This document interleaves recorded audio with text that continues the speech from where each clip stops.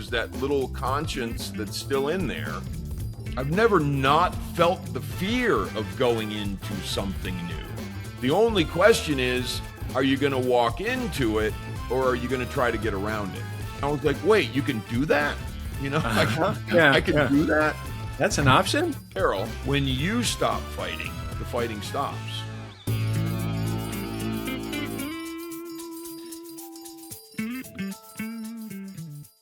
Hi, everyone, and welcome to another episode of the Pick Now podcast. I'm your host, Jeff Munn. Today's guest, Daryl Dittmer, I asked him right before we went on camera, how would you like me to introduce you? And he said, I'm a tall dude who helps people. So the bio will be in the show notes. Obviously, there's a lot more to you than that, Daryl. There's a recovery journey, there's entrepreneurship, there's author, coach, sales training. We're going to get into all of that. Welcome. Thank you, Jeff. I appreciate you having me on today. So one thing I was noticing as I was doing a little research on you is, according to my sources, you went into recovery at 19. Is that right? I did. A couple of years before I was old enough to drink, I had to stop drinking. And doing drugs and all that great stuff. So yes, absolutely. The whole thing. And your first book, which is primarily about your recovery journey, or at least that's a large part of it, right? Didn't come until how many years later? Wow. Yeah. 38, 39 years later. Yeah. Why the gap? Life gets busy. So I guess it gets busy for 38 or 39 years, and truly that's probably, that's an answer. Another answer is that I don't think I could impart the things that I can impart today or a couple of years ago. I don't think I would have been able to impart those same things in terms of a lot of the lessons that I learned and the perspectives that I have now that I feel are going to be more helpful for people as I've become more accustomed to how I tick and how the universe ticks and how other people tick, that sort of thing. So could I have written it 20 years earlier? Probably, but it definitely wouldn't have been the same book, right? Yeah, absolutely. All right, cool. So, so you go through this recovery. I like to talk to people about, I see entrepreneurs as kind of like superheroes, right? And superheroes all have origin stories. So take us back and like fill in the blanks for us. Like what did you learn about yourself and what was your entrepreneurial journey like let's just. And we'll jump around, but start at the beginning, and I'll pepper you with questions here and there. All right, yeah, that's cool. Yeah, don't be afraid to interrupt me because that the origin story is I was born in the Midwest. I was born actually in Detroit, Michigan, and my dad was a mechanic for GM, and I thought, and I think everybody's dad at that point, or at least my perspective was, they either worked for GM, Ford, or Chrysler. Yeah, and they either wore, the blue mechanic suit or the, the white collar sort of thing. And my dad was the mechanic suit guy. Yeah. And he was a Korean War veteran. He was a pretty tough dude. And my mom was, she was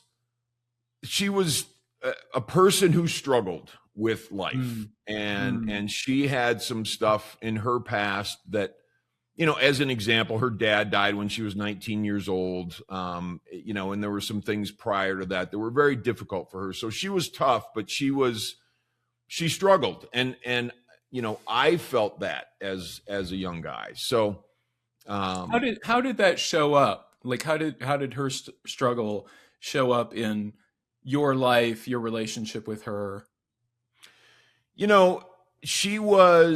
She loved us to the ends of the earth, but she also had a pretty short fuse when it came to our BS, quite honestly. As kids, and And so, I know there were times, and there's other family dynamics that play into that, but there were times where I didn't know what was wrong with my mom, but something was wrong with her. And it was never really explained. And I think that sort of, and she's been gone since 2001. So I was 35 when she passed away.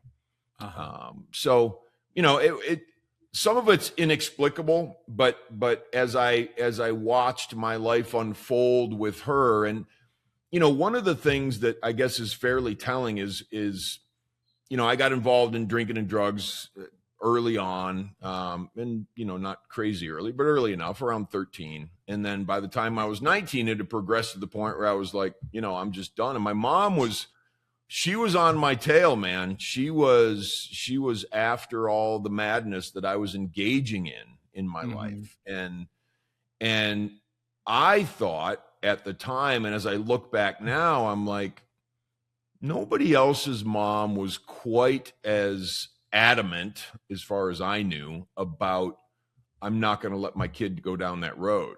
So I found out later, and much later, even within the last year, that she came from a family that had some real drinking issues and violence issues, and a lot of stuff that ended up in the newspaper. So yeah.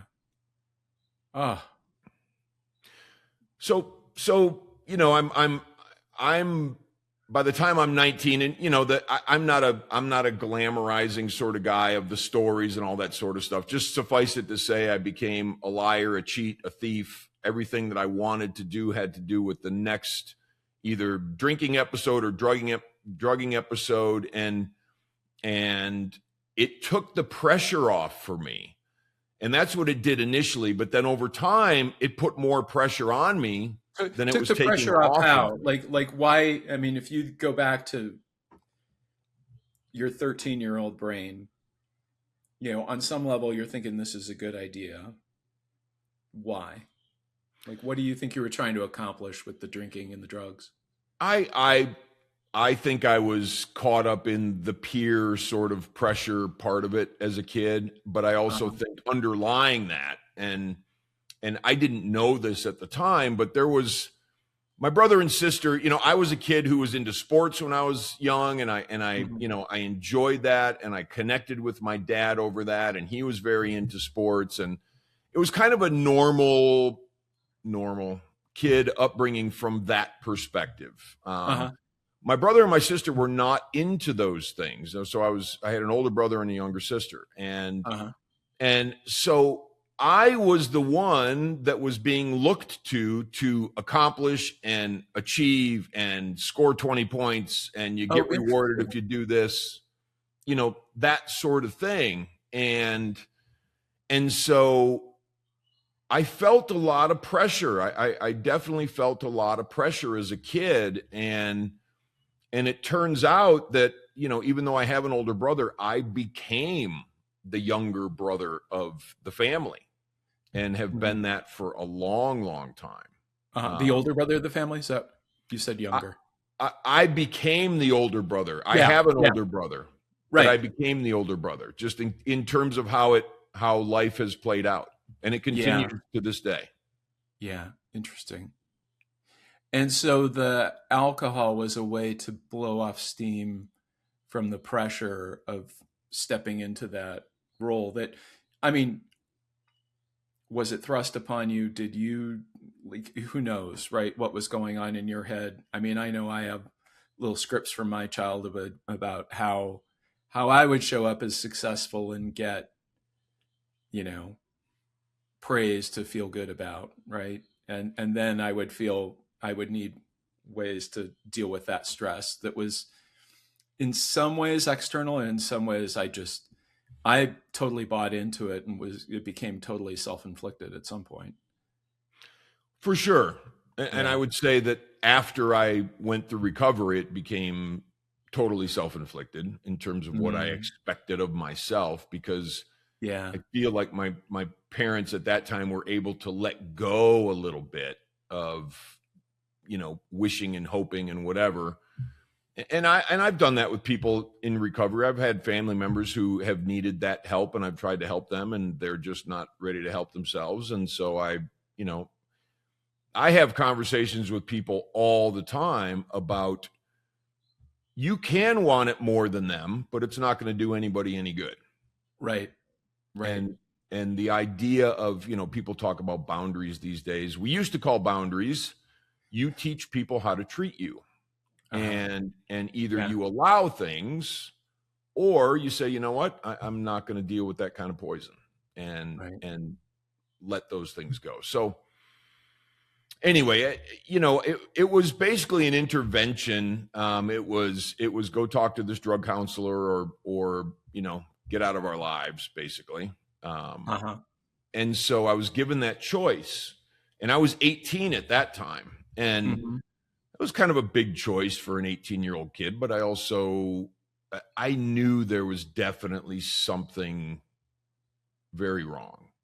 Yeah, that's actually, for an 18-year-old, that's pretty amazing to have that level of self-awareness and just not write it off and say, what are you talking about? I'm just having fun. Yeah, there was a point where it just wasn't fun, because, and it was this thing that was ripping me in half, because I wanted to be doing the things with the guys and, all that sort of thing. And a lot of the guys who were, put together a little better than a few of us that really, got into tough times with that stuff. And most of those guys, honestly, are gone now. They've been gone for a while. And so I'm getting ripped in half over here, and over here, I know that I'm messed up, and I'm ashamed, and I'm doing bad things. And so it's just kind of tearing me apart. There's that little conscience that's still in there. And that was probably the most difficult part for me, just feeling like I'm getting torn to shreds inside. So I decided to go see the counselor, and I was ready to just lie my butt off. I was all teed up to do what I had done. And even before I went into treatment, I bought a big bag of dope, and I'm, ready to tee myself up for when I get out. So I talked to him, and the first thing he said is, you can't lie to me. Don't even try. Don't BS me. I've been exactly where you are. I'm in recovery, and I'm an expert at this, right? I know what's going on. And you don't, dude. And so I was 18 at that time, and so he intimidated me, and there was a part of me that was just that scared little kid that I'd been trying to, hold down. Came out, and like, oh, all right. And so he recommended I go into treatment. He recommended a 60-day inpatient program in Minnesota. And that was full and was full for a while. So I ended up going to a hospital program around the Detroit area. And January 3rd of 1985, I went into drug and alcohol treatment. Wow. And how long were you in that? That was 30 days inpatient. Okay. Any relapses? Any struggles? No. What do you attribute that to, Daryl? That's amazing. People say that, and based on what I saw, and based on the aftercare program after treatment, and I think that was probably 90 days of aftercare, and I don't know, I don't remember much about it, but I do remember that I was the only one that was sober by the end. And there were probably 20 people in treatment with me, something like that.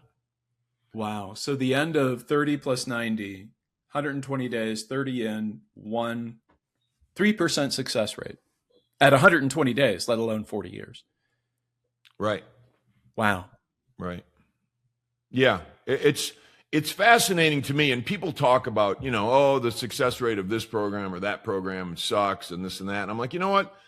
The success program of human beings in general is somewhere between 1% and 5%. Yeah. So throw addiction on top of that, and then see how that math works out. Yeah. Okay, so you go from that and you it sounds like okay, you've got carpentry, sales professional, business ownership. Like what's the next step, the next step, the next step? Because you go from recovering addict to entrepreneur in a relatively short time frame, don't you? Yeah, and it's interesting because um I didn't think I didn't even know what the word entrepreneur meant. Uh-huh. Nobody in my family had ever graduated from college, and I decided once I got out of treatment, I said, you know what, I want to go to college, and I knew that college was was about for me about Uh-huh. getting a piece of paper that opened Uh-huh. some doors for me. Just something Yeah. inside me knew that, and Yeah. I said, you know what, I'm going to go get that piece of paper, and Yeah. and when I decided to do that, my parents couldn't afford to send me to college or anything like that, so I one of the things I did, and I was working on farms at this point, and one of the things I did was I started a loft business because I had done some framing, some carpentry, that kind of thing. So I started building lofts for people, and the first, I don't know, 3 weeks ish Uh-huh. of college, I'm just out Uh-huh. on the quad and I got piles of lumber and I've Uh-huh. got all these beds lined So up and those you know how to lofts put in them dorm together. rooms where you put your desk underneath and you've got the Right. bunk bed on top. Yeah. Oh yeah, I remember those. Yeah. Yes. And they said at that time, the local lumber yard, Carter Lumber, I remember, and somebody had told me, and it might have been the Carter Lumber guy. He's like, we had a loft business, but you put us out of business, man, because you're building all the lofts Wow. for everybody. So that was my first entree into being an entrepreneur. And I probably didn't know that was an entrepreneurial venture until I was, 50 years old. Uh-huh. Um, but anyway, so I get out of college and, Wait, and I I, want to go back. I want to go oh, back and okay. explore the Yeah, yeah. thread a little bit because um like where did you get so you had carpentry. Like did you see a loft somewhere and think, "Oh, I can do that?" Or like what made you come up with the idea and then what made you want to keep doing it? I built something like that for myself. It was kind of like a loft, and then it went into a couch, and Uh-huh. I had built like a little TV stand for my 13-inch black and white TV that I had at that time, or that I actually ended up buying. Um, 13-inch black and white TV, is that even possible? Rabbit ears or Oh yeah, yeah, absolutely. yeah. Like 4 channels, right? You get 4 Uh-huh. channels. That's Yeah. all you get. Anyway, so I built stuff, and I had seen. I know I walked into other people's rooms. I don't remember that happening, but I'm like lofts, really? Like I could build that, and how much you going to pay me for them? And I think I was charging them like $60, and the Uh-huh. lumber cost, I don't know, 20, 25. Uh-huh. And I would buy my friends, like, hey man, let me buy you guys a 6-pack if you want to just help me raise some of these lofts or whatever. Yeah. And so that's how that worked out. But yeah, that was me trying to pay for college, trying to pay for food, trying to, trying Uh-huh. to just get, because I got financial aid and, Uh-huh. and loans Yeah. and I didn't know you had to pay loans back. I'm like, they call it a loan, but is it part of financial? I didn't know. I was just a kid. Uh-huh. I had no idea. So I'm navigating all this stuff, but I knew that I needed money because, there was a bill that I needed to pay for to keep going to college. Right. Anyway, Right. so that was my entree, and I did that, basically the entire time, and concentrated in the first few weeks while people were moving in. But that was what I did, and one of the jobs I had in college was I went to the job board, and I'm like, okay, what pays the most? Mm-hmm. And I can't remember if it was either $4 or $4.75 an hour, Mm-hmm. but it was milking cows, and Wow. I had done Okay. that. Uh-huh. So it was milking cows. It was a 200 head herd, and it was from 3 to 9 in the morning. So cows have to be milked twice a day, right? No matter what day it is, Easter, Christmas, whatever. They have to be milked twice a day. And So it was, a couple, maybe 3 days a week that I would do that. So, it wore me out. The whole thing absolutely wore me out. And I took the year off after my freshman year. Uh-huh. Because Wow. I was toast. Yeah. But I was sober, and that was good. Well, and I take it you made it through college and you got that piece of paper. Yeah. I did. It's around here somewhere. Yeah. Yeah, I'm not sure I have mine either. Yeah. And then what'd you do next? So, people's dads, in college were, and guys would say, oh, my dad's in sales or my dad's in marketing and this and that. And they would get these marketing degrees or finance degrees or sales, whatever. Yeah. Whatever the degrees were, business degrees. And my brother at that time was a police officer. My grandfather was a police officer. My other grandfather was a firefighter. And I was like, you know what? The thing that feels the least scary and that I'm familiar with is something like criminal justice.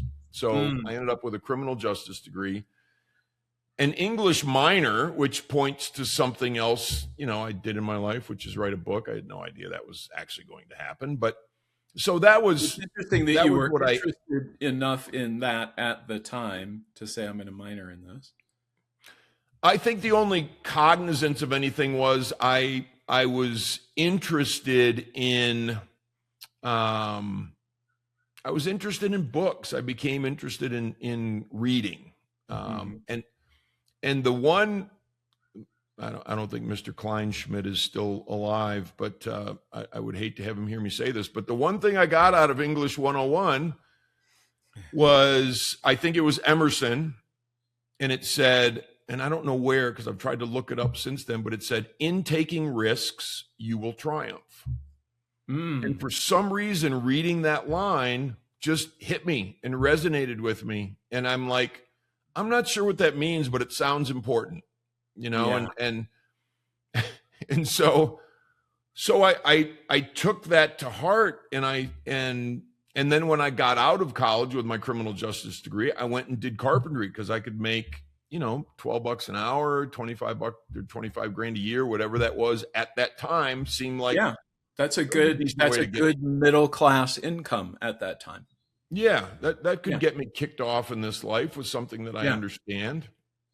Yeah.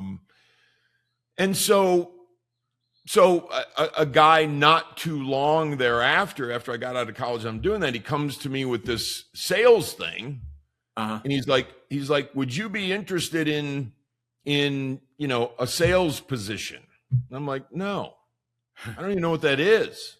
What would I be doing? And so he kept pestering me. Did he tell you why he thought you would be qualified for this sales position?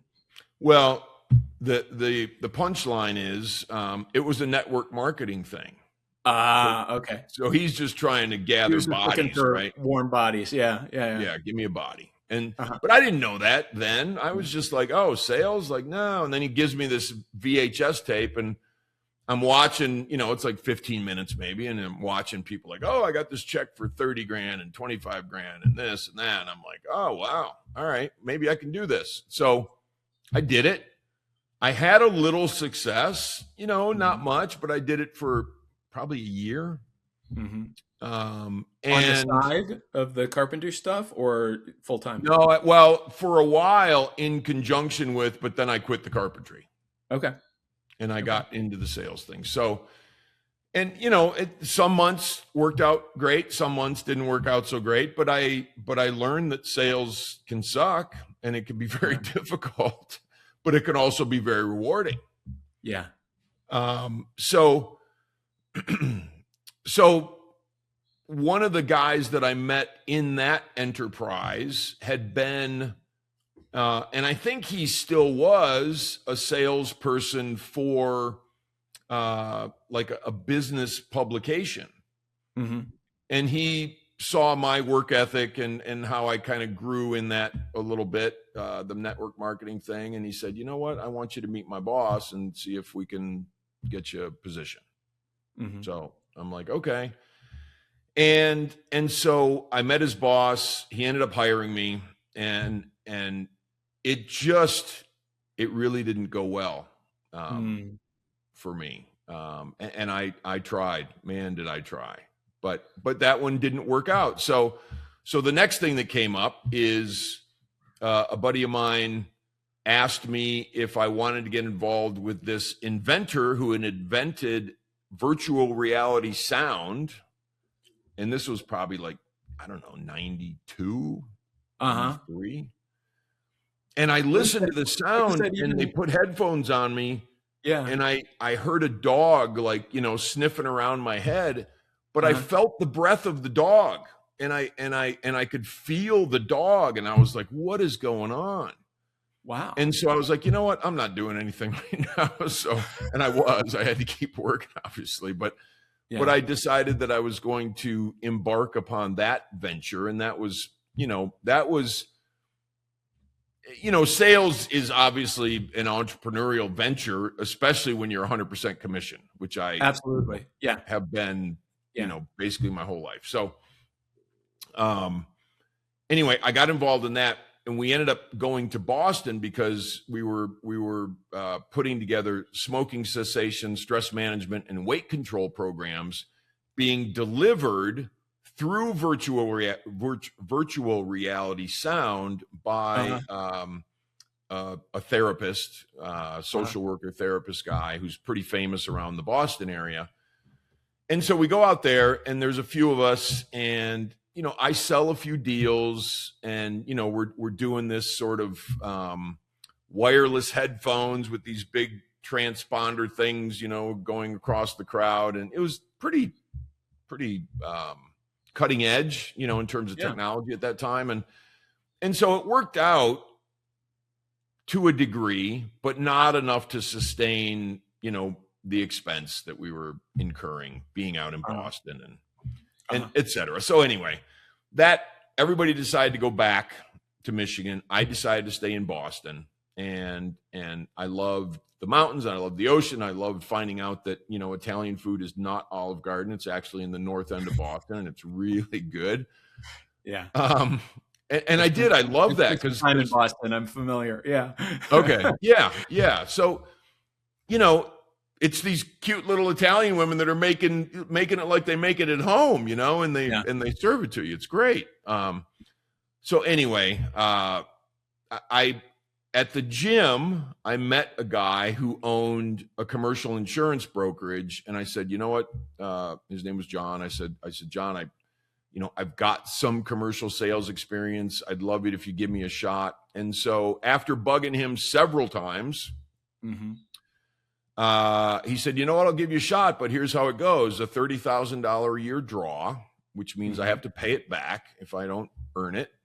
Yeah. And so anyway, I'll give you a try. So I get in there. I start to do okay. I start to do better. I become the number one sales guy in his firm.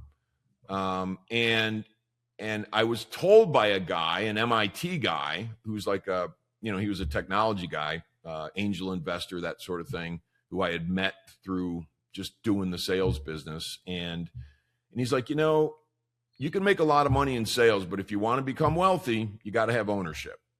And I was like, okay. So I'm the number one sales guy. I'm like, hey, John, can I get some ownership? And, it was a little more extensive than that, but he actually said yes. And before that actually happened, he sold the company. And so the next guy that came in, I said to him, look, I had this deal with John, and, I also had another potential deal going on with a different firm, just in case this one didn't work out, which included ownership, which included me running their commercial program, all that sort of thing. And anyway, it ended up, Mike was the new guy. He ended up giving me the ownership that I had requested, and I was one of the first guys in the company. And that company, we had several rounds of investment, and each round took a little off the table. But that company, starting from when I got into it, it was a few $100,000 in revenue, and it just sold not long ago for just shy of 10 billion. Wow. And did you still have ownership at that point? I did. Wow. Now it doesn't make me a B guy. No, but still. But it was meaningful. Smaller piece of a much bigger pie. I mean, that's right. Congratulations. Thank you. And so I will say I left that company to do my own thing. 2012. Okay. So where do you think you got your work ethic? I would say my dad, and I'll tell a quick little story because I don't know if I was 13 or 14, but we moved into the country, and anyway, 13 or 14, I guess it doesn't really matter. Yeah. But we went to church. I was raised Lutheran. And my dad put me in front of a farmer after church one day, and he said, "Hey, can you put him to work?" Meaning me. Yeah. Nobody asked me how I felt about it. And the farmer was like, "Yeah, I can put him to work." And so I went to work, baling hay and pigs and cattle and all that sort of stuff. And it was baling straw, whatever. It was just it was a lot of hours. And at that time, I think it was either $1.25 or $1.50 an hour, something like that. It was fairly nominal wages. But I worked a lot of hours. So I didn't feel like, I'm getting ripped off. I felt like, I'm working a lot of hours. So the more hours I work, the more money I make. Right. You're a rich 13-year-old. I was completely cool with it, Yeah. like whatever. Yeah. So anyway, and then the other story, and this relates to it as well. And this is more of a self-sufficiency, accountability, responsibility thing. But when I was working on this farm and I had, we call them tennis shoes back in the day. I think they call them sneakers now, but I had my tennis shoes on, and I'm going through barnyards and in, pig manure, cow manure, steer manure, whatever it is, mud, disgusting. And they're falling apart. They have holes in them. And I'm duct taping over the holes, but then it would have, manure on it, and, all the duct tape would come off. And I said to my dad one day, I said, "Hey, Dad, can I get some work boots?" And I'm 15 probably at the time. Yeah. He's like, "Well, of course you can. You're working. Go buy yourself some." Right. So those stories are indicative of my upbringing, and that's where the work ethic comes from. Yeah. Because, I'm noticing two through lines here. One is the work ethic, and one is like this complete willingness to try new things. And to give them a full on effort to see if they're going to work or not. Because there are a lot of people who try new things for a week and it's like, well, that's not it. And then they go on to the next thing. But those two things with you seem like collectively they lead to a lot of good stuff. I believe they do. And I, it's interesting that you say that, because I agree 100%. And I've never not felt the fear of going into something new. And I think that's an important thing to impart, and that's what I try to impart to people that I train is, look, the fear is going to come, and it's okay to have the fear. You're not going to do it without the fear. The only question is, are you going to walk into it, or are you going to try to get around it? Exactly. And there is that, and I don't know if you've noticed this. I noticed this in myself. It's hard to coach people through because you're not inside their experience. But there is that fear that is like, stay away. And then there is that fear is like, that's almost more like excitement. Like, wow, could I really do that? Wow, that would be kind of cool. And if you follow that fear and are kind of willing to kind of run after it, in my experience, that leads to some interesting stuff. For sure. Yeah, absolutely. I think there's a resonance with some things where that, that's sort of mixed up with excitement and like, man, really? Could that possibly be? Yeah. And it's easier to chase those things. But there are times, and there have been times, where I'm just scared to death, even though I know that it's the best way for me to go. And Yeah. it's the right. Like there's another kind that can be debilitating. Right. And I think experience helps us understand that because maybe one time instead of facing it, I try to go around it. And then it's like Groundhog Day. I just come right back to the same thing. Yeah. And I'm not going to move past it until I go through it. Right. Right. And I think that's an important distinction. One of the things that seems to be true for me, and I've seen this in some other folks too, is that kind of debilitating fear. I'm wondering is it less about what you're moving toward and more about like, I have this thing that's good enough. I'm good. Why would I risk all that to go off to this thing that I don't know how it's going to work out? Even though it feels more true to me and more exciting and all of that, it's like, what am I, stupid? Like I've got a, like for your dad, like I've got a good union job in Detroit. I am making good money. I have a pension. Why would I risk that? Some version of that showing up for people. I think that's true. And I think sometimes comfort can, not that it steals, the desire to move into something else, but sometimes that's just okay for folks. And that's, and they're completely cool with it. And I'm cool with whatever they're cool with, because, I say to people like, look, and these days it's hard to say something like this, but I honestly don't care what anyone believes. I really don't care what anyone believes. The only thing I ask them is it working for you? Right.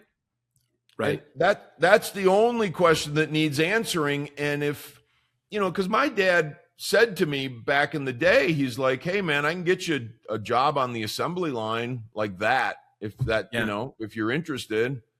And I had no idea what I was going into, but I was like, I'm good. I'll figure something out.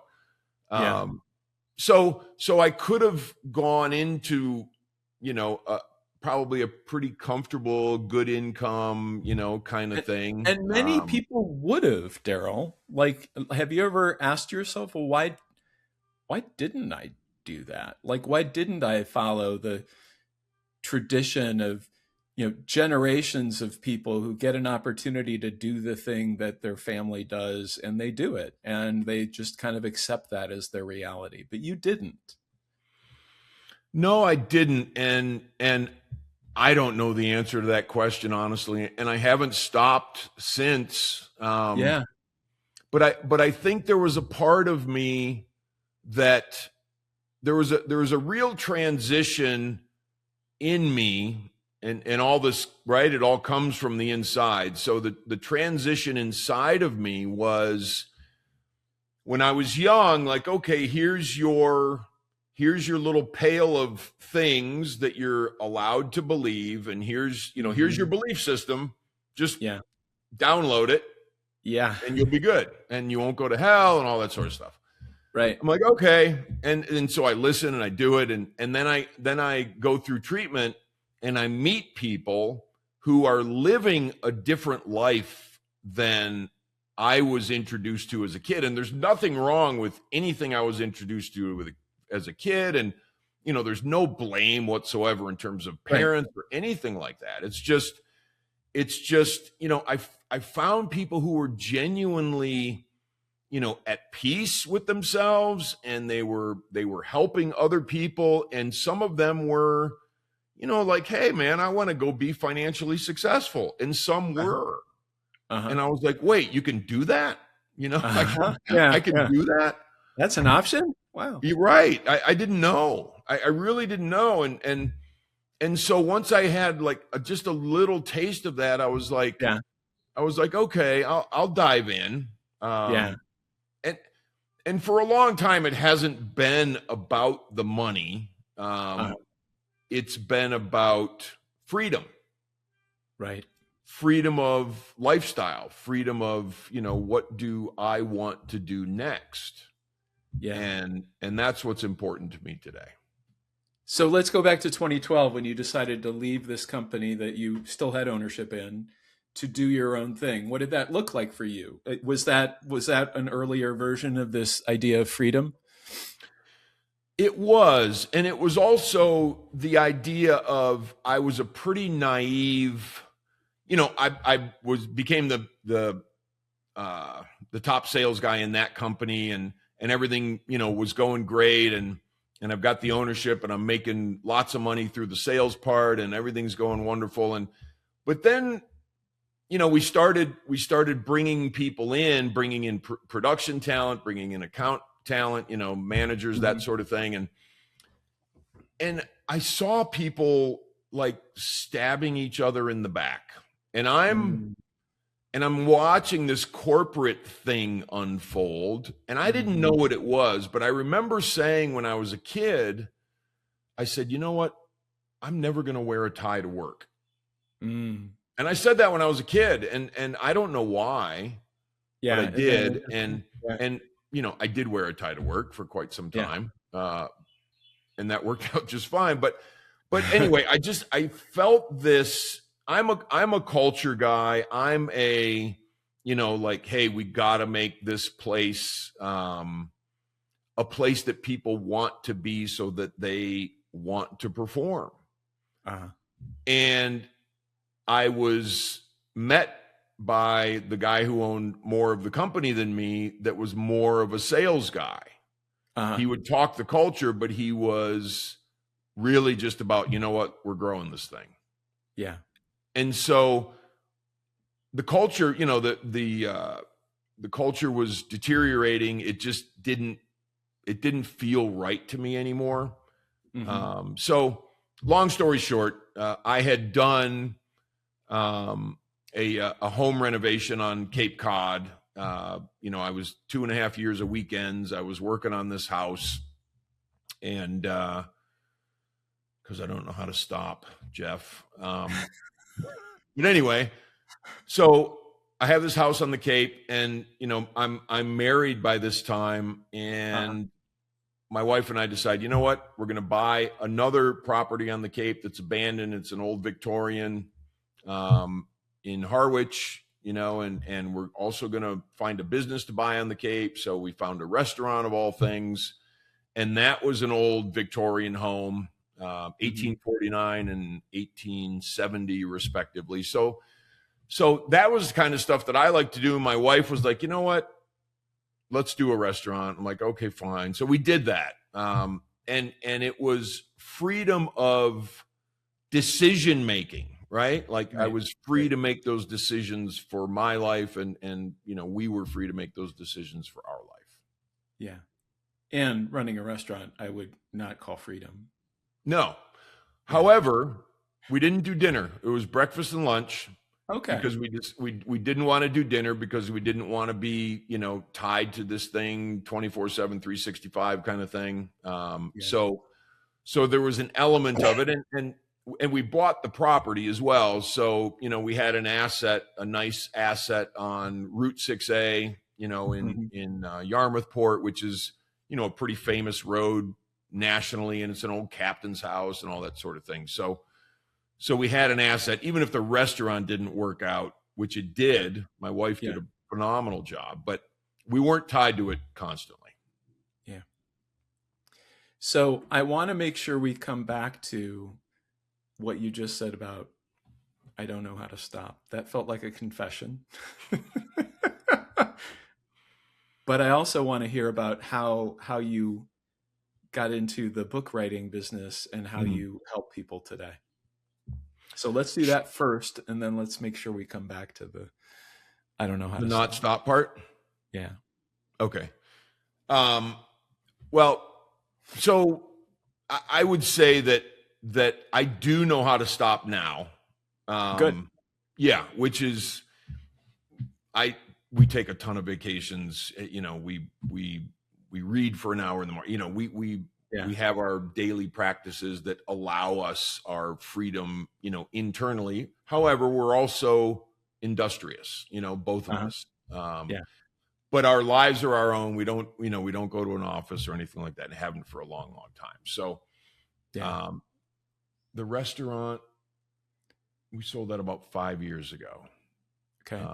And that was mostly my wife's thing anyway. So I do know how to stop now, which is wonderful. Although sometimes I love what I do so much, I just keep going, and it's wonderful because it's not that I have to. Yeah. It's that, I don't think that I there's want. anything wrong with that. Like if Right. I feel like a lot of what we're trying to do in life is find opportunities to lose ourselves, like to just be so totally in flow with something, so totally absorbed by something. And if you can find that, yeah, I don't know that you can overdo that. 100% agree, because it infuses us with energy as opposed Yeah. to taking away energy. And Yeah. Joseph Campbell talks about it, follow your bliss. Yeah. And Yeah. And I think I'm glad you said that, because I think people have so misinterpreted that quote, and they've misinterpreted it as don't do anything until you find something that gives you bliss, instead of keep doing things and eventually the bliss will come, because it's like you can really find bliss in anything if you totally devote yourself to it. 100% agree. And one of the things Joseph Campbell talks about is when you start on that journey, and you're looking for that thing. And Yeah. I'm not a big purpose sort of a guy, because I think every Right. day we wake up, everything we do is our purpose. And Yeah. and that's part of it. But he talks about the road sort of opening up in front of us as we're looking for that, and we're doing the right things to find our bliss. Right. Right. But the journey is the bliss. It's not, Yeah. the journey is the bliss, which I've discovered, over the course of many years of doing this stuff. And Yeah. so I mean, if you're anything like me, it's like you'd set a goal and then you'd hit the goal, and it's like, well, why aren't I happy? Because the journey is the bliss. It's like, well, what could I create that I would love the process of creating it, not that I would love getting the thing. Right. Yeah. I mean, it's been that way with everything. And I stopped, people aren't going to love to hear this, but I can explain it. I stopped setting goals a long time ago. Me too. And I started infusing my life with intentions. And I feel like goals are, okay, I'm here and I'm trying to get here, and I don't know if I'm going to make it, like it's so far away. It's this goal, like, oh man, can I achieve it? And intention is, what I'm already, what I'm doing is I'm being the person I need to be. And I'm not moving from here to here. I'm moving the whole thing forward because I already intend it. It's already happening. Yeah. And that's a beautiful distinction for me. And that's how I've been operating for a long time. But so my books, I know I'm traveling in a lot of different directions here, but my books,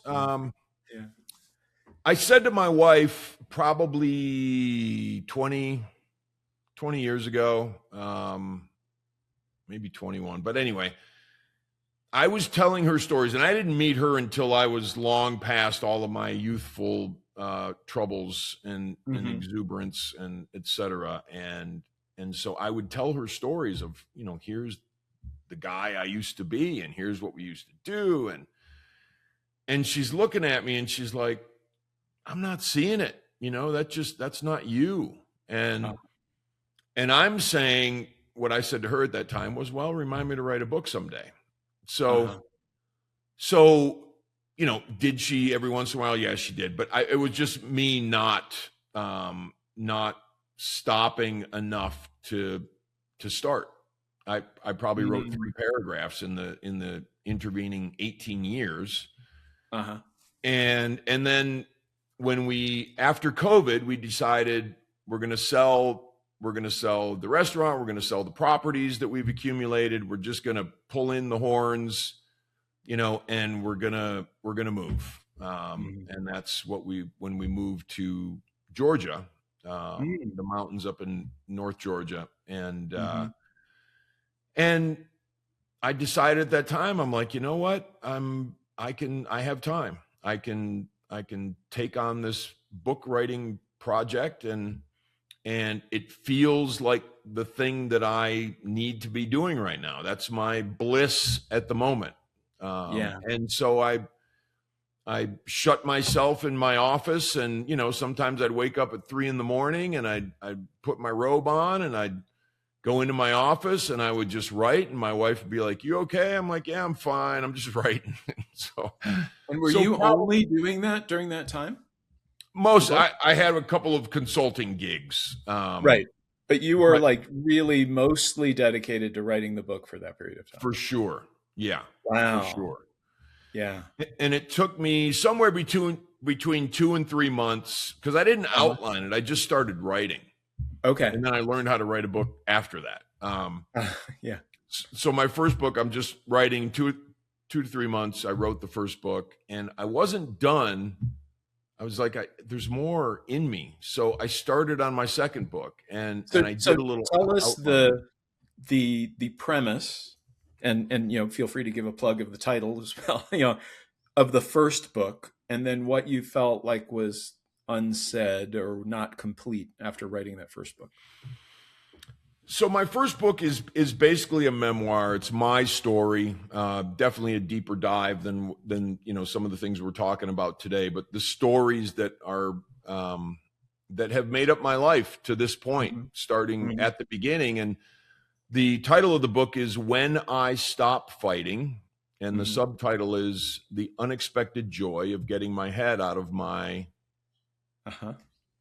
Yeah, I think you can say that. Yeah, I can say that. I don't care if you say it. Anyway, so that's the title and subtitle, and it really is it's the stories of my life, but it's also it's very much infused with many of the lessons that I learned along the way, and the last probably third to quarter of the book is just kind of details some of the things that I have come to deem most important in my life, in terms of what brought me from basically nothing to a life well beyond what I would have dreamed of. So what's, for this podcast audience, obviously you can't go through the whole book. We will put a link to it in the show notes, but like, what's one key lesson that you think people either miss out on or like undervalue the importance of this in creating the life that you created? I think that, and there's many, but I believe that one of the most important lessons I learned early on was, and I'm going to mention 2 because one will be quick, but I'll let you. The value of remaining teachable in our lives is almost unsurpassed by any other way of being, because we're taught that, the more the more you can stuff in here, the more, things. And I look at things that I can stuff in here is, I could be really good at trivia. The things that I can learn from people who have been there and experienced things, and what I can infuse myself with based on what I've experienced, and listening to what people wiser than me have to say and what they have to teach is absolutely, I think it's in many ways a lost art. Especially I with love folks you have younger. used the word infuse several times in our conversation, Daryl, and I love that metaphor. It's almost like what kind of, if I'm the tea bag, what am I going to steep myself in and absorb whatever that has to give me, right? I Right. love that image. Yeah, and I think and some of it is, if you look at a lot of like spiritual traditions that will talk about this concept called transmission, which is just like the very process of being in the presence of the teacher, you absorb something from that. And I think Mm. that's when we're with those kinds of people who have done that thing, they don't even have to like tell us anything and we learn from them. 100% agree. And I've had some wonderful mentors in my life. And one of my first mentors, and this is why I titled my book the way I did, as I grew up learning to fight things, Mm, fight difficulty, fight whatever. Just, there's always this wrestling match, and it's always this, no pain, no gain, and keep going harder and harder and harder, and, rub some dirt on it and all that sort of stuff. And yeah. you're not hurt if you're not bleeding out, that kind of thing. And as one of my mentors was watching me, and I'm saying to him, look, I'm miserable. I need to change my life. What can I do? And he said, Daryl, when you stop fighting, the fighting stops. Yeah. And I was like, oh, I didn't really get it then. I got it about that much, but that's been ruminating in me for 40 years now. And it's spectacular what it continues to mean, because it gets very granular over time, the things that I can find myself fighting within me. Right. Well, and when we were talking about, you said, I don't know how to stop, or I didn't know how to stop. Like that's just a different flavor of this, isn't it? It is. Absolutely.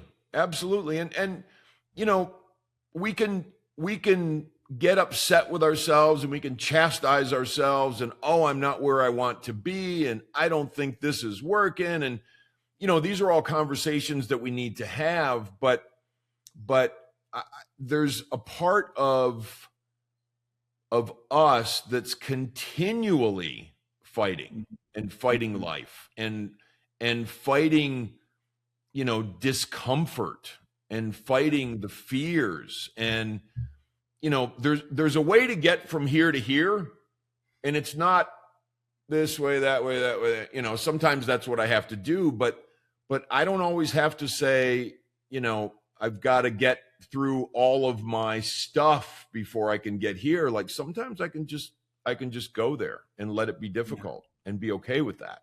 Yeah. And that's, Or let it be easy, which sometimes because we have this idea that things, my dad used to say, there's a reason they call it work. And, all of these rules that I absorbed around, well, it's got to be about struggle. And if it's not hard, it's not worth doing. And sometimes you drop that and things become a lot easier than you realize they could be. right. Yeah. 100%. I couldn't agree more. Yeah. So tell me about the next two books and how this is, well, oh no, it's one more book and then the podcast. That's what I'm seeing. It's not three books, it's two books and a podcast. So how do these kind of fill in the rest of the story, Daryl? So the second book, I felt like, the first one was the memoir, like, here's my story, but I wanted to write something that would speak more specifically to people about some of the challenges that they might be facing in their lives. And so the second book, not when you stop fighting, or not when I stop fighting, it's called When You Stop Fighting. Yeah. The road you're on is your own asphalt. And so really what it is, and I think one of the most important lessons that we can take in this lifetime is is being honest with ourselves about what's working and what's not, and where am I headed, and why am I headed there, and what might be stopping me, or what might be slowing me down, or what might, is there something that I'm quote unquote addicted to? Is it social media? Is it partying? Is it comfort? Is it, all of these things? So it opens up some of those boxes so that we can sort of look inside and say, what might be stopping me? And then if that is stopping me, what can I do about it? And how can I change how I'm being in this life? Because I think we spend a lot of time flipping around in here about, well, I wish things were better. Boy, if that changed, I would be better. And that's not what it's about. It's about, what am I doing in my life, and what are my daily habits, and what is the product that I'm bringing to the table of life? Right. And so that's the second book. It's really about helping people recognize places where they might be stopping themselves, and helping move past that. And so you have a podcast, you do coaching. Do you do any speaking? Like how broad is this message that you're taking out there, Daryl?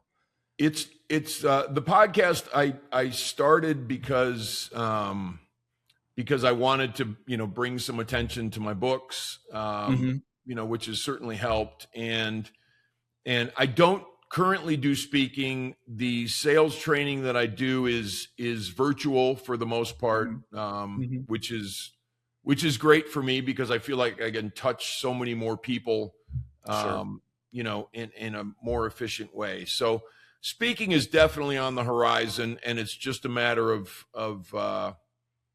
putting myself out there to do that. And you and I have some mutual friends that are helping me put that program together right now. Yeah. What's the best way for people to either follow up with you, keep track of what you're doing? The best way to find me is through my website, which is daryldittmer.com. And I always say this, the books are on there, the podcast is on there, everything you need, the socials and all that are on the website. But if you want to reach out, if you have a question, if you have anything you're, want clarification on, or think I can help you with, or whatever, I'm more than happy to do it. And just, I don't need to get paid for it. We can always just have a conversation, and you can just shoot me an email through the contact on the site, and I'm happy to help. Awesome. Daryl, thank you for this conversation. Loved going deep with you. Thank you for watching or listening to this episode of the Pick Now podcast. Follow this podcast for interviews like this every week. Get on my email list if you want to hear me talk about leadership challenges that I've seen in my own life and the lives of my clients. We'll go deep in this kind of depth, just a different format. Thank you all for participating in this episode of the Pick Now podcast, and I'll see you next time. Thank you, Jeff. Thank you.